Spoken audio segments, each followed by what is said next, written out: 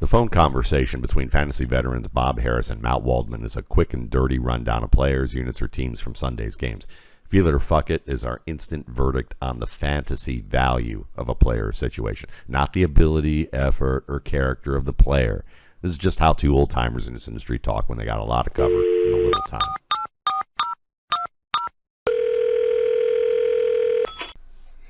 Happy fucking New Year, Matt Waldman. How are you, young man? Happy fucking New Year to you, too. I'm doing pretty swell. How about yourself? I'm any better. I'd have to mess something up just to keep the karma in line, as always. Exciting. Hope everyone's coming off big championship weekends. How many championships for you, Matt Waldman? I'm in one. So I had 5, 3 semifinals, 1 championship appearance, and it comes down to Joe Mixon, Tyler Bass, and James Cook for me on Monday night, down by 6 against Higgins.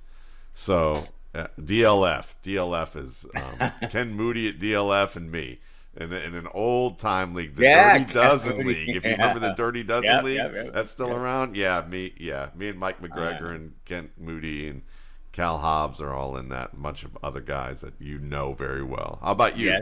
Down to 1. The Kings Classic Auction League, going against Dom Santorino.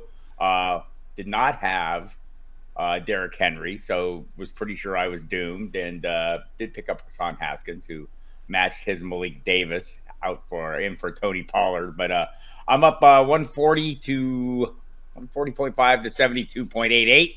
And I've got to hope that Hayden Hurst doesn't have a career game. Well, there we go. You'll root against Hayden Hurst. I like Hayden Hurst. I'm going to feel really bad about this. Well, I'll say this. I'm laughing because the one league that I was down by, I started Mike Evans over Richie James last week, and now Mike Evans goes off for 3 touchdowns, and I'm just laughing, so. Right. I want to say, I'll enjoy this championship, but the league I'll remember most is a CBS Sports IDP league, where in the first round of the playoffs, I started Van Jefferson over Zay Jones the week that he scored 3 against the Cowboys. So then that knocked me out. It was a powerhouse team. I was almost unstoppable heading into the playoffs, and that decision, which in hindsight, I can't imagine how I talked myself into it, but at the time seemed entirely logical, and was in fact almost a no-brainer. My 12-1 football guys IDP staff league defending champion facing Matt Patanti in the playoffs, who I beat to win the championship last year, and he beat me to win it the year before. We faced in the semifinals. And I was so obsessed with whether I should start Rashid Shaheed over Amari Cooper, I forgot that Justin Simmons, my stalwart safety, is finally healthy and was showing it, and that was the difference in the game by about 10 points. So Gene Bramall is now our IDP champion. Congratulations to Gene. All right. As I cry in my spilt milk. But we've slapped ourselves on the back and we've commiserated over our lousy calls. I'll get the ball rolling. Bryce Young, feel him or fuck him. Bryce Young, feel him or fuck him.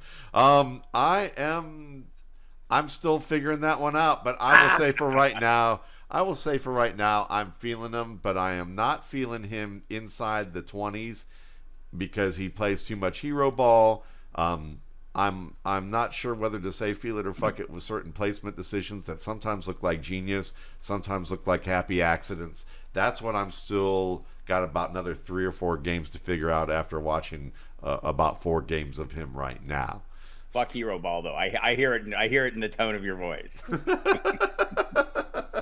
Yeah, well, I call it Mitchell Trubisky ball. When it happens specifically inside the 20s, that's a Trubiskyism. Is that you forget all sorts of game management tactics and start veering away from good sense. That's a Mitchell Trubisky-esque type of thing. So Skyler Thompson, is he a deep dynasty stash? Feel it. And I only feel it because last year's rookie scouting portfolio told me to feel it.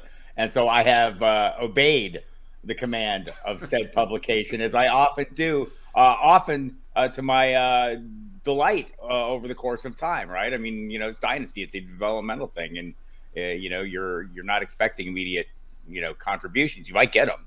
I mean, right? It's the NFL. It's entirely possible that people will show up and do things you don't expect them to do. But in this case, look, if you're going to invest in a player who, over the long term, and you're hoping maybe for shorter term results, what better place than a quarterback in Miami right now, where and I'm laughing and I shouldn't be, because the truth is Tua Tagovailoa's future is seriously in question, I would say, right now. And Teddy Bridgewater also apparently struggles to remain in locked in upright position for extended periods of time. So, I don't know that Skyler Thompson would be the plan. They've gotten some looks at him. I don't know that he's maximized his opportunities, but he got the opportunities, and some things that matter in the NFL are experience, and just, even a little bit to get you rolling is helpful. So, if he got the full buy-in from this organization and this coach, I think they could probably make a big difference in his outcome. And so we'll see if that's the direction they take. If they take that direction, totally feel him, and I'll be very happy I listened to Matt Waldman. I'll put it this way. If you had Tua Tagovailoa, who you were trying to do all the confidence boosting that you could and build an offense that works for him, and that worked out early, you had Teddy Bridgewater, your veteran backup, who you knew could start for your team if you needed, and you still kept Skyler Thompson on your roster as a 7th-round pick, or a 6th-round pick, then that's pretty good buy-in for year one for a rookie from an NFL team that you normally don't get. And they said we had to make a hard decision to take him, or to keep him. That tells you they're like, we didn't plan on keeping 3 quarterbacks, but this guy was too good for us to let go on the waiver wire. And I think they're happy about that now. And listen, if you're tired of my rhetoric about him, because that's what you feel it is, Paul Charchian was on Twitter yesterday and was like, this kid can play. I mean, from what he saw. So, if you're looking at someone who's been doing fantasy for a little bit, who knows a thing or two about players, Paul's like, this kid can play. So, yeah, I'm totally feeling it still. Definitely is a deep dynasty stash. Now, maybe a shallow dynasty player, that's where the rub is for you. For me, he's a luxury pick. So right. I'm keeping the luxury pick version of that. But with bad teams and I need more players, yeah, he's not on my rosters. Kenny Pickett as a fantasy quarterback 2 next year. Are you feeling that? Feeling it. And maybe not so much Kenny Pickett, who seems, okay. And shows signs of better than okay. And tiny hands notwithstanding, has done some great things apparently. Look, in a 2-quarterback league, the second quarterback is interested in investing as the supporting cast in the scheme, which seems to have come around, right? I'm old enough to remember when Matt Canada couldn't call plays because it was like 6 or 7 weeks ago. And honestly, again, all things in the NFL and in life in general are an evolution, right? And you got to figure things out. There was a whole new bunch of pieces in this offense, and maybe it took Matt Canada some time to figure it out. Maybe we had expectations that he would have it all sorted out right from the get-go. They moved the receiving piece during the season, so clearly the plans they had coming in weren't the plans they had midway through the season. They've changed quarterbacks. They did a lot of things. So, but just in general, for me, if looking at a second quarterback and, I want a good quarterback, he seems good enough. Also, I want a good supporting cast. And according to my sources, Deontay Johnson, my sources being my eyes on the television last night, and Kenny Pickett or George Pickens and Pat Freiermuth, there's some good pieces there for him to lean on, Najee Harris. So yeah, second quarterback, feeling it. I'm totally feeling him as a second quarterback, and I laugh because Kenny Pickett last night, I knew that I was going to hear from at least one of my friends who are numerous Steelers fans who are my friends of mine, and today, let's see if we can see it. Came at 11:20 last night from my bud Steve Vogt, and I'm like, it must have been a Steelers thing because I wasn't watching that game at that point. So I was studying another Pittsburgh player, Israel Abikananda, the running back out of Pitt, who plays. I'm looking forward to learning that name. Yeah. But yeah, Kenny Pickett is a fantasy quarterback too, just on the sheer point that there are good pieces at the skill positions. If they can get the offensive line together and Pickett can continue to play, continue to work into the acclimate to his game, the NFL game, I think he's going to be fine. The big issue for me isn't whether he can be a quarterback too. It's whether he can continue to be a fourth quarter quarterback like he was this week, because that was the big question about him is after 3.5 quarters, what goes on with him? Well, a fourth quarter comeback is just the kind of medicine and confidence booster that a young player needs. So going from youth to age, T.Y. Hilton, does he get one more year in Dallas? Ambivalent. I neither feel nor fuck. Some of them, like, I think right now, having a KG veteran come in with fresh legs at this point in the season is clearly giving him an advantage. I don't know if it's an advantage next year. So I'll just go ahead and put him on the verge of fuck it. I'm going to put him on the verge of feel it just because I think he'd be a nice addition as a third receiver for them all year next year, and he clearly still has some legs. But then again, fresh legs, how long will those legs stay fresh through the grind of the season, as you said, understandable. Somewhere Noah Brown is like shaking his fist at you saying, yeah, he is, but I don't know if he can catch me. Now, he's got a good reach. I'll say that. He might be able to dive and catch me, even this old 52-year-old who I still got a move or two to shake Noah Brown. That's all I got to say. How about Malik Willis? Is he a shallow dynasty stash for you? He is on rosters in dynasty, so apparently so. He needs some things to change. Maybe a year of focused development with a good coaching staff. And I guess that's the question. Does he have that coaching staff that'll take him to the next level or not? I'm invested enough, where I have him that I'm not letting go of him. Like, let's go of anyone in dynasty anyway. Come on. Yeah, I don't know. Adam Harston does a pretty good job of buying and selling. If you're a serial buyer seller, then you're pretty good there. I can't let go of anybody. See, there you go. I could let go of Malik Willis, but that's because I never held on to him in the first place. But I'm not feeling fuck that. It's just if Josh Dobbs, who obviously a literal rocket scientist in training type of intellect, and a terrific athlete, but those two things that haven't always combined well for him as a quarterback, because it's more of a because he doesn't have the slide rule in him on the field. that all that science doesn't translate to craft sometimes. But he has played pretty well. I thought he was in the offseason against Cleveland, and he played pretty well the other night. Yeah, for the circumstances. But the fact that Malik Willis wasn't even in the game to get some playing time is a big wow. And almost as much so as the guy drafting him being fired in the middle of the season. Yes, almost as big as that. So yeah, fuck that. But Treylon Burks, wide receiver 2 next year. It's going to depend on the quarterback situation, but maybe, yes, maybe slightly feeling it. I'm feeling it. I don't, but okay, you tell me why you're slightly feeling it.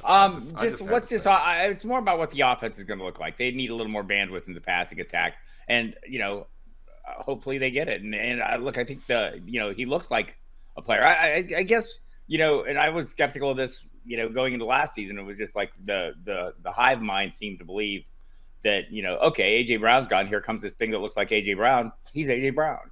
Oh, he may be, or maybe not. I don't know yet. I think the jury's still out. I mean, if I invest in the right price, yeah, I'll feel that.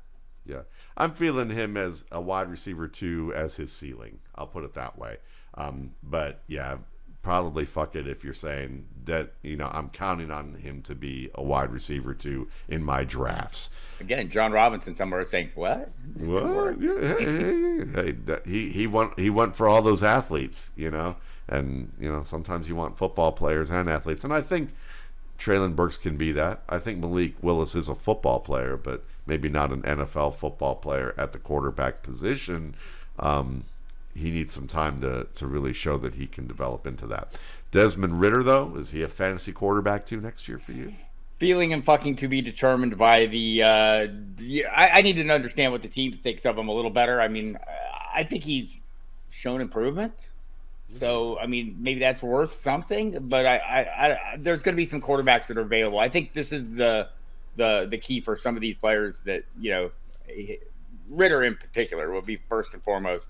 Whether I'm interested or not is going to depend totally on what the team's moves are. Yeah, I'm feeling Atlanta drafting a quarterback next year more than I'm feeling Desmond Ridder as a fantasy quarterback too for anything longer than about 4 to 6 weeks next year. So fuck it. Trey McBride, shallow dynasty stash.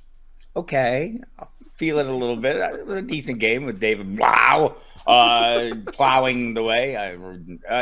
Look, I mean, I thought he progressed nicely. They were using him as an in-blind blocker early in the season, and while they still had Zach Ertz in the kind of the move of the receiving spot, the Ertz injury kind of thrust him into maybe an accelerated development, and I think it's going to work out well for him. I think it'll help him because I don't know that Zach Ertz will be back next year. So feeling slightly. Yeah, Trey McBride to me is a top NFL athlete at his position. He has NFL caliber skills to play the game at a level that's, I would say, slightly above Pat Freiermuth in terms of athletics. He's above him in athletic skill, and I would say almost as good as a receiver and a better runner after the catch. So I'm all in on Trey McBride. I feel as good about Trey McBride as many people feel about Kyle Pitts, and mainly because I think at least Trey McBride will have a quarterback that will target him and an offense that will work with him. But that seems like a risk for a lot of people compared to Atlanta, where they just keep believing that it's going to happen, and they're both equally risky to me. Right. So Pitts would like you to know that circumstances matter. Yes, and so that's fine. But I'd take both. I feel both, but I'm feeling Trey McBride enough to put him in that same conversation right now because they're both in a risky spot. Justin Fields, is he a better passer than his receiving core? Are you feeling that statement? Yes, I'm feeling that statement because I don't know that he is, but I know his receiving core is horrible. Yeah, I'm feeling that too. I think that's a quick one. We can move on from there. When you get 100 yards in the first quarter on the ground, I mean, I think that just tells you I know what I need to do to be competitive in this game. Right. DeAndre Swift. According to our buddy Dwayne McFarland, the Lions are just committing fantasy malpractice. Do you feel that way?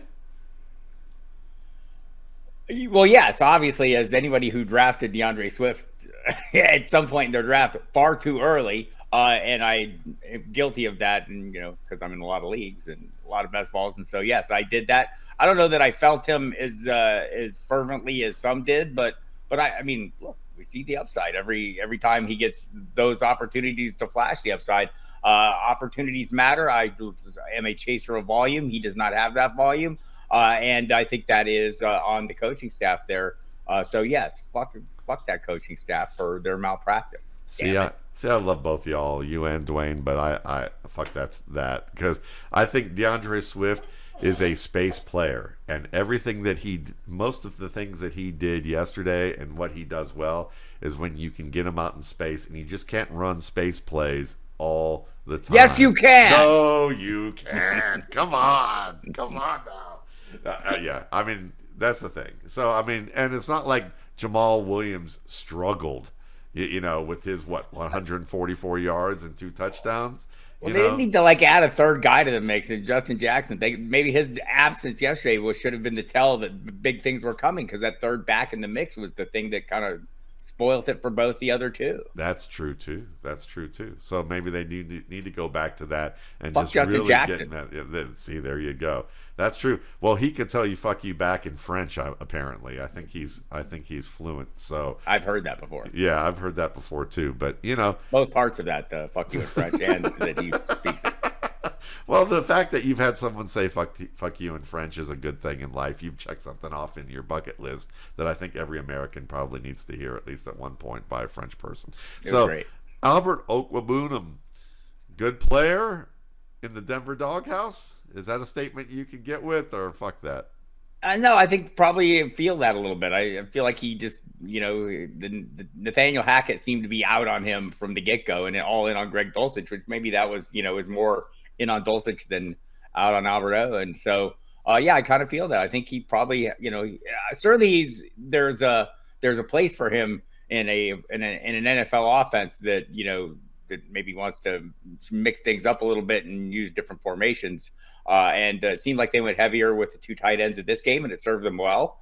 and Alberto had a role, and then so I mean, yes, there's not a lot of tight ends, Matt. I think in the end, it's a shallow pool, and the more we can add to that, the happier I'd be. So maybe I'm just projecting a little bit. Yeah, I think he's a good player. The question is he a good professional for a team to feel comfortable with? Because his the whole pre-draft characterization of him was that maybe he still had some maturing to do in terms of how he approaches the game from a week-to-week standpoint in the locker room. And I don't know. I don't have the real answer to that part, but I do know that when you do, there are a lot of telling signs with that. When you hear that pre-draft, when you have you have a crazy good year 1 year at Missouri, and then the next year it's not so great, then you're in a situation where you're not allowed in until the fourth quarter of a preseason game, where they're counting on you to be the starter, but now they're going to play you in the fourth quarter, and you don't go out and you're not gangbusters early on, as the starter, and you're replaced by journeyman and a rookie. Beck, and when you're talking Andrew Beck and Eric Saubert getting more playing time, at you left Tomlinson out. Tomlinson too, yeah. Well, Tomlinson, that's true too, because Okweugbunam is a good blocker from what I have seen over the years. Though I've heard, our buddy Cecil Lammey would probably beg to differ from a day to day. He's had some criticisms for him. So let me put the fine point on this. Alberto, Bob Harris both have some growing up to do. Well, we'll put a fine point on this, is that fuck us for spending this much time on a tight end for the Denver Broncos right now. How about that? Let's go a little bit further east, just maybe a state further east, and talk about Kadarius Toney. I mean, I feel his talent, and fuck the rest of that. I mean, at some point, somebody has to emerge as a consistent playmaker in this offense, not named Travis Kelce, because Travis Kelce has, at some point, a shelf life. I mean, I don't think any of us want to admit it, but it's coming at some point. I'm not saying next year or whatever, but I mean, they need to develop some other talent for Patrick Mahomes to thrive over the course of the $500 million they're going to spend on him. And so, yeah, in that regard, as a very talented, highly gifted physical freak, yes, I feel that all day long. I don't know that I feel like he's earned a role or my trust, but if the price is right, I'll invest in that all day long. Yeah, I'm feeling it too, definitely, as the price is right. So maybe the better question is Patrick Mahomes one of the exceptions to the rule that a team can take a bunch of Raiders-esque, 70s, 80s Raiders-esque cast-offs, and he can just continue to thrive with parts, as opposed to them having to get one consistent guy? As long as one of those parts is Travis Kelce, probably so. And like, a running back shows up every year, yes. Yeah, I think so too. I think that is the key point. They need one guy. They need one go-to guy and then a bunch of supporting parts, and they'll be okay. Okay, so Raheem Mostert, speaking of supporting parts, what do you think about Raheem Mostert for, say, next year? Nah, fuck it. He's a nice man. I hate even saying it. I've talked to him a couple times. I hope he goes back and enjoys the surfing in his retirement. Maybe because another Billabong endorsement as he had as a young man. But like, he's a good fit for that scheme, and so is Jeff Wilson Jr. and so is probably a coming wave of players. That's true. And I would say the key thing is coming wave of players for him. And I don't know if he's going to be able to surf that any longer or much longer. Daniel Jones on the rise. I'm feeling this. I've been feeling this all along. I've been feeling this since he was a rookie, and much to your dismay. Yes. But then in this case, I think it's more so. I think back. A couple quick thoughts. I mean, somewhere in Denver, they're saying, "How did they get Dable and we got this guy?" Right? I mean, teams across the league should be looking carefully at their coaching hiring procedures, and they should be looking at the Giants and what they saw that identified Brian Dable. So I can't say that because I can remember when Josh Allen came into the NFL and he couldn't hit the broadside of a barn, and nobody thought he was going to be a damn thing, and he was rough and tumble and all these things that weren't going to equate to being a great quarterback. And all of a sudden, lo and behold, he's a great quarterback. I wonder if Brian Dable had something to do with that.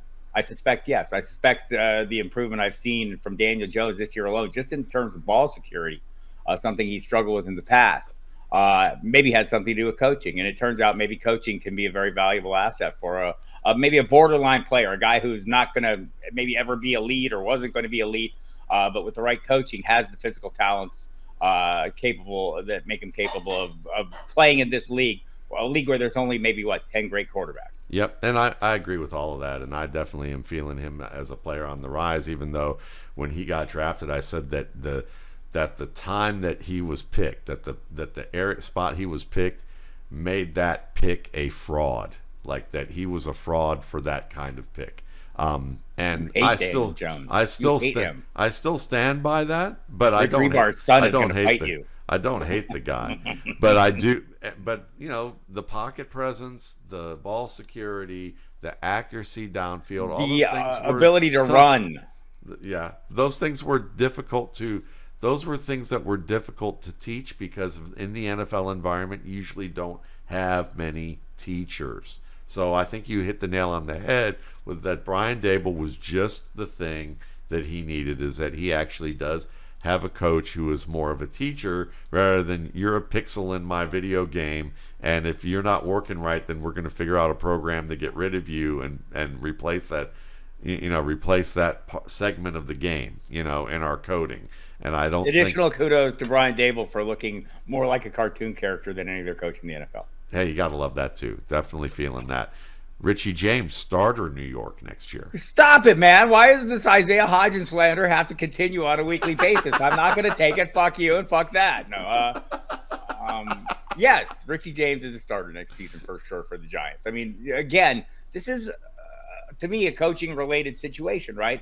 Where a coach came in and there was a bunch of players on this team that were supposed to be something that turned out they weren't a thing, and he turned the other guys into the things he wanted them to be. And made the chicken soup or chicken salad out of the chicken, whatever. Look, you take any tall, long, slow,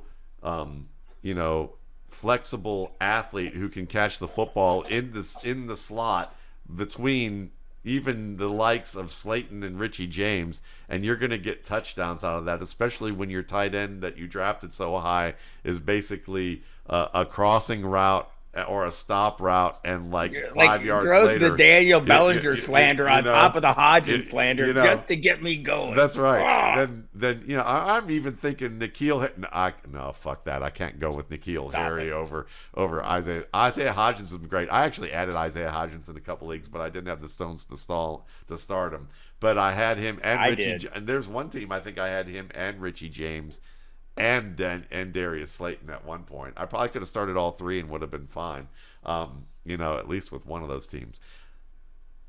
Eno Benjamin has bounced around like a pinball this year. He's now on New Orleans. Shallow dynasty stash at all? Well, honestly, I thought we were talking about Brian Eno here, and I thought we were going to get into electronic music. But my bad. I misread it. Eno Benjamin, yes, only because of the circumstances that Alvin Kamara would face after the season. Legal sort of circumstances. Yeah, I'm feeling him in a deep one, but fuck it in the shallow one. I'll put it that way. I think they'll be drafting another back. I think that's probably where they'll be going. But at this stage of the game, if you're a cagey fantasy owner or GM like Bob Harris, you're going to keep him at least until the draft. So this is dynasty. It's not like you're going to quit looking at your roster between January and May. Well, some people do, but anyway, fuck them. Keep a close eye on Kamara. That's right. Sam Darnold, starter in Carolina next year. Only if David Tepper's smart enough to keep Steve Wilkes around. Kind of semi feeling this. I'm kind of feeling it too. I feel like that the one thing that I've liked is even if you go a little bit on the narrative side of things, Sam Darnold last year was kind of like, I know what I can do in this. I mean, he just kind of seemed combative and like, I know I'm good, and people are thinking, some of it was made fun of about how ridiculously confident he seemed to be, and a little bit combative about how people talked about him. But I think there's still something there for a team to exploit. And you could even add this, and they're completely different players, but they were both on the Jets. Geno Smith, certainly was a good NFL prospect as a second-round pick. Maybe there's something in the water in New York that just doesn't work really well with picking quarterbacks. There is a long history of that. There's a long history of that. And I'm not like a big believer in curses. I know my friend Michael Fabiano will disagree with me and tell you no Jets quarterback will ever be good because the Jets can't have good quarterbacks. I don't believe that, but so far it's been totally true. Yeah. I will say this: I'm good with Geno Smith. I'm maybe on Sam Darnold. I'm open to listening about Zach Wilson, but he's definitely got to be somewhere else and needs a lot more time. Rachaad White, fantasy running back 2 next year. Maybe feeling it. Yeah, I mean, yes. I mean, honestly, there's so many moving pieces there. Where's Tom Brady going to be? What's the coaching staff going to look like? Assuming Byron Leftwich is maybe a head coaching candidate again. There's a lot of moving pieces here. I'm assuming Leonard Fournette will be back, but I think maybe both of them could be running back 2 or flex level play. So this is to be determined. I hate to vacillate. I'm saying fuck it for right now because this offensive line needs a facelift. It needs a tummy tuck. It needs some Botox, and it probably actually just needs to have some bones broken and reset. I think those all happened this year. I think all of that happened this year. That's right. So maybe they just need to rest, relax, and eat right. Maybe that's all they need to do. But yeah, fuck that idea. I think he's just outside of that, mainly due to his supporting cast, and that Fournette may be back next year. So that's enough there. Tom Brady. How about, speaking of places he could be, Vegas in 2023? Could he be a Raider? Here let's just game plan this out a little bit. Okay, so Mac Jones a Raider, Tom Brady a Patriot. No. Let's see. No, entirely possible, right? I think there's a handful of teams that obviously have needs a quarterback. The Raiders going to be one of them. We'll see. I don't know that Jarrett Stidham is the answer based on a single game, but it's nice to see him get this opportunity. Clearly, his understanding of the offense worked in his favor, something apparently Derek Carr did not have so much of. Let's remember the 49ers pass defense is not all that strong. They're good on the run. Right. But so I mean, this was one of the likely outcomes early on in this whole thing. So Mark Davis is interested, and so obviously connecting the dots between Josh McDaniels and Tom Brady is not a difficult task. I am feeling it. I am feeling it. You had props ready. I did. Damn you. I did. Actually, I was just wearing it and then decided I was a little cold. So there we go. Derek Carr, a Jet in 2023. It would be on brand if you said that, based on how he played this year, you would, if you're the average fan, you'd say, based on how he played, Jets can't have good quarterbacks. Derek Carr would fit perfectly into that. Wait, stop that. Derek Carr is a good quarterback. See, He's I not think a great so quarterback. too. I think so too. I agree. Yeah, not a great quarterback. So who needs a good quarterback? The Jets could use a good quarterback. The Texans could use a good quarterback. Maybe the Tennessee Titans could use a good quarterback. Maybe the Atlanta Falcons could use a good quarterback. There are any number of teams who don't right now have super good quarterbacks. So Derek Carr is basically a guy who we will see signed sometime in March. We may see him get traded before then. We may see him get traded in the next couple of weeks. Yeah. That wouldn't surprise me at all. One of the same kind of deal like we saw with Stafford, et cetera, where they can't announce it until the start of free agency or it can't be official till then, but the deal is all but done because there's money involved here. And I think some of the bonus money and some of the particulars that have to be determined before or right about the Super Bowl time will drive the deal here. Deshaun Watson, a mid-range quarterback, one next year in Cleveland, a playoff team in 2023. I'm not going to hang that much on one game, but honestly, if you're leaning that way and you wanted something to hang your hat on, yesterday's game is it. Maybe the supporting cast is kind of exciting, and yes, I'm going to say yes. Feel it. I'm totally feeling it. So I mean, I may not be feeling. I may not be feeling Deshaun Watson people. on a whole, but I'm Cleveland people. What do you want me to say? Grant Delpit. I'm feeling Grant Delpit playing the way he finally did because he was my favorite player in that draft class. And the Achilles injury and him needing a couple years to really kind of get his legs under him, he's been looking like the Grant Delpit at LSU. Trey Lance starting in 2023. Feeling that? Brock Purdy? Are you feeling Purdy? Not 100% feeling. Not 100% feeling Trey Lance. I mean, honestly, we haven't seen a heck of a lot of Trey Lance, and what we've seen of him has been far less impressive than what we've seen of Brock Purdy. So I don't know. Is it possible? You tell me, Matt Waldman. You know these things. Is Brock Purdy a better custodian of this offense? Is he better able to facilitate what this offense wants to do and maximize the talents of the pieces that they've assembled there, not named the quarterback? And I mean, just based on what I've seen so far, yes, but I haven't seen it. I don't have enough information on Trey Lance to say that because I didn't watch him in college. I think Trey Lance is capable of being a starter in this league and a very good one. I think Brock Purdy certainly has looked great as like you said, a custodial manager of this offense. And I think that Kyle Shanahan would probably prefer a good custodian than he would to a player who's more of a young playmaker with a team that has a window of contention right now. So with that said, I think Trey Lance will be on the market to be traded this year. So it could be one of those things where they're trying to put out feelers and say, listen, we think Trey's a good kid. We think he can still play, but we're in a contention window. We feel like Purdy's a better fit for what we do, and this kid needs a little bit more development. So think of him as a guy that should have been drafted this year as opposed to 2 years ago, because he's still of age to be in line with a lot of these prospects that are coming out, and you're getting a first-round caliber pick at a discount. And there may be a team that buys into that who misses out on the quarterback derby. So I think it's good for all of us to remember, using San Francisco as a specific example, what we expect to happen at a team's quarterback position is not always how it ends up happening. That's right. Well, that's the fun thing is that when I get a chance to talk with Bob Harris, you never know what's going to exactly happen there. So that's always a lot of fun. And all right, hey, is it the last one? Or are we doing more? I don't know.